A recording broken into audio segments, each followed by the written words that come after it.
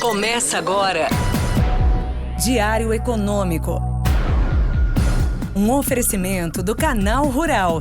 Uma análise das principais informações que impactam os mercados, A economia global e do Brasil. Apresentação Marco Caruso.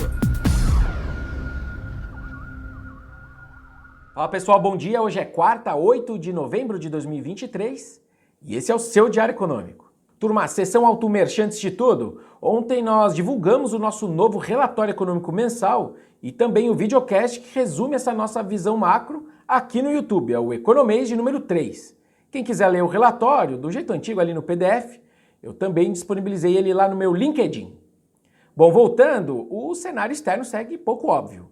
O rally de fim de ano mantém seu rumo nas bolsas, o SP500 e o Nasdaq, por exemplo, engataram aí sua sétima e oitavo pregão de valorização, mas o dólar se fortalece de forma geral na semana e as commodities cedem também de forma quase que disseminada. Só que o Brasil continua como destaque positivo essa semana, especialmente no real e no Ibovespa. Só que ontem até a nossa renda fixa também resolveu embarcar de novo nesse barco de otimismo. Primeiro, vale celebrar que o relatório preliminar do Orçamento Federal do ano que vem saiu com uma meta fiscal de zero. Ou seja, o governo optou por não enviar uma mensagem com modificação para evitar mais desgastes. Se humildade não fosse um dos meus valores, eu ia dizer que a turma ouviu as sugestões desse humilde podcast. Brincadeiras à parte, não dá para saber se uma mudança ainda vai acontecer, até porque depende da vontade do Congresso também. E o Arthur Lira já deu um recado na segunda-feira, mas vamos uma batalha por vez. Pelo menos até agora, aos trancos e barrancos, quem fez mais um ponto foi a Fazenda e o ministro Haddad. Dito isso, vale dizer que a turma de política com quem eu converso apurou que o governo pode decidir de fato sobre a mudança na meta de primário depois que a MP da taxação federal dos subsídios do ICMS for encaminhada.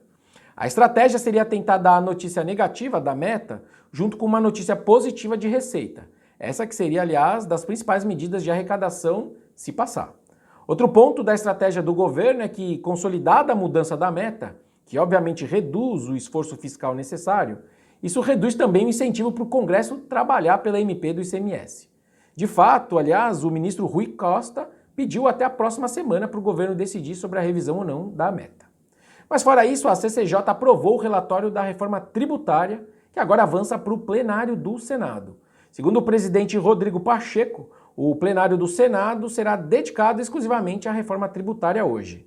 Segundo o secretário da reforma lá na Fazenda e dos maiores entendedores da questão, o Bernard Api, o texto ficou nota acima de 9 do ponto de vista político e nota 7 do ponto de vista técnico. Ele preferiria menos exceções, obviamente, como todo economista, mas ele tem ciência e a gente também sabe que as reformas ideais vivem justamente no mundo das ideias. Na vida real, o processo de construção política importa. E quando me perguntam o que eu acho do efeito dessa reforma tributária na economia brasileira, eu, antes de entediar todo mundo com economês avançado e gráficos complexos, dou uma resposta bem simples.